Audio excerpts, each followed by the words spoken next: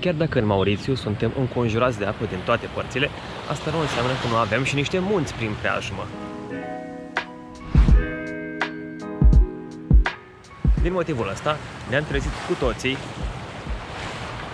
se pare că eu m-am trezit, pentru a putea să escaladăm vârful ăla care se vede acolo, sper, în fundal, care parcă străjuiește întreaga secțiune de coastă pe care ne aflăm acum. Se cheamă Le Morne Brabant, acolo.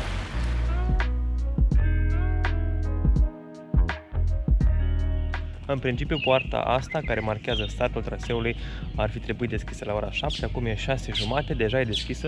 Am avut eu o presimțire cum că orarul nu o să fie întocmai respectat. Văd că mai sunt încă vreo 2-3 mașini prin parcare, deci nu o să fiu chiar singur pe traseu. După cum spuneam, căldura de aici din Mauritius este criminală, chiar și de la ora 8-9, așa că nu o să mai pierd timp și o să încep traseul.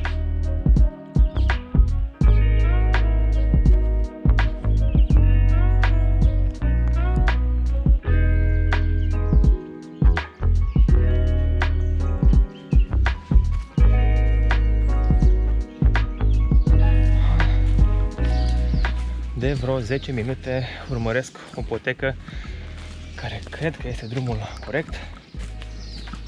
Momentan e destul de umbră, însă umiditatea, temperatura, dar și inclinarea destul de mare a traseului ăstuia formează un cocktail periculos. În Mauritius este iarnă spre primăvară, așa că vegetația este pe alocuri verde, dar sunt și destul de multe tufe mai veștejite. Uite, gen astea de aici, partea asta. Am dat peste niște marcaje de beton pe care le-am găsit și pe internet când făceam documentare pentru traseu, înseamnă că sunt pe drumul cel bun. Drumul care începe să o ia la deal.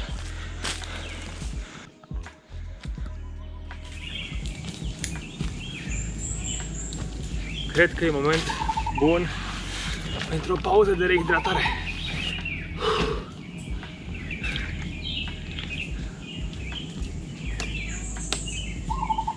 Termenul științific prin care aș descrie condițiile de astăzi este zăpușeală. Nici nu-i 7.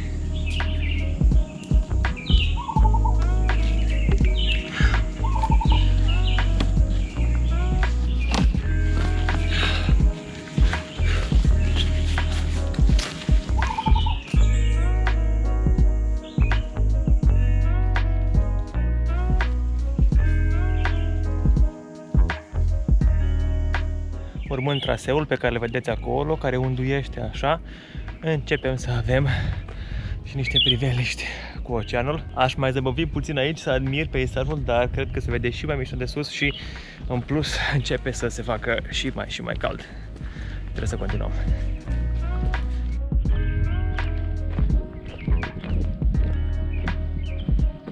M-am abătut de la traseu vreo 10-20 de metri pentru a merge la ceea ce se cheamă North Viewpoint. Și într-adevăr este un view. De aici se vede foarte bine de ce se cheamă Le Morne, o peninsulă.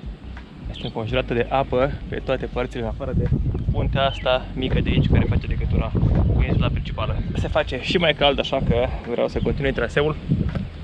Văd că mai sunt niște furnici pe acolo, încă vreo 2-3 oameni care sunt pe la jumatea urcării, de aici începe partea grea.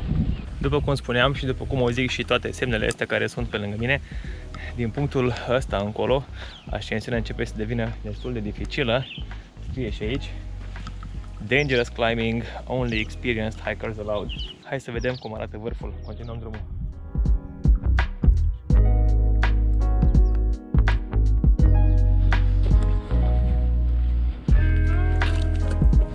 Într-adevăr, urcarea a devenit mult mai abruptă. Pașii sunt tot mai mici pe care trebuie să-i facem, dar cu atenție și fără grabă ajungem și în vârf.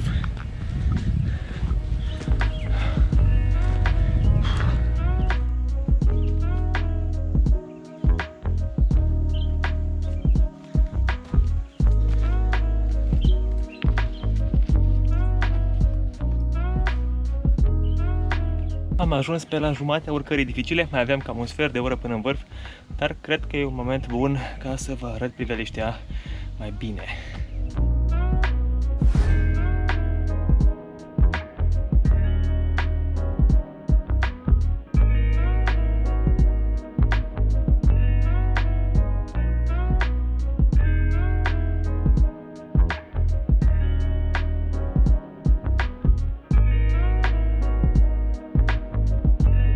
mai rămâne decât să continui la deal pentru ultima porțiune a traseului încolo. Într-adevăr, întreaga asta secțiune e foarte abruptă, ai nevoie de mâini și de picioare pentru a te urca. Nu vreau să-mi imaginez cum e aici când plouă. Nu recomand nimănui să facă traseul ăsta vreodată de ploaie. Am încheiat porțiunea asta destul de periculoasă.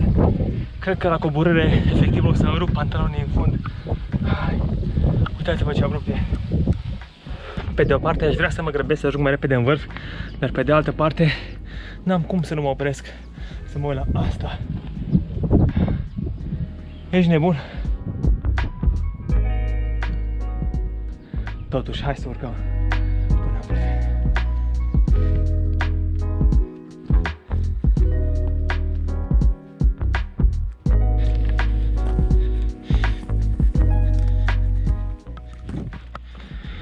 Foarte, foarte dificilă porțiunea asta, dar cu ochii în patru și atenție maximă la drum. Miros vârful. Miroase a vârf.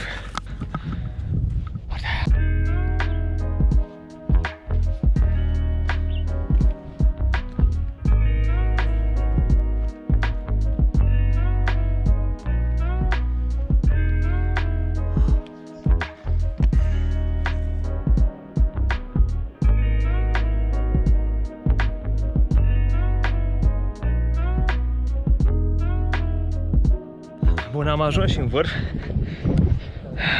După o ultimă secțiune a traseului care a fost extrem de dificilă, traseul nu era foarte bine marcat, a trebuit să mă uit cu mare atenție care era mai exact ruta potrivită.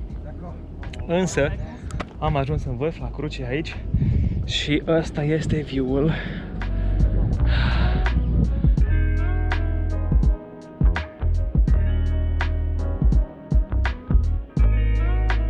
În concluzie, ăsta a fost traseul. Acum o să mă duc înapoi la cazare, poate mai prind micul dejun. Bye, bye.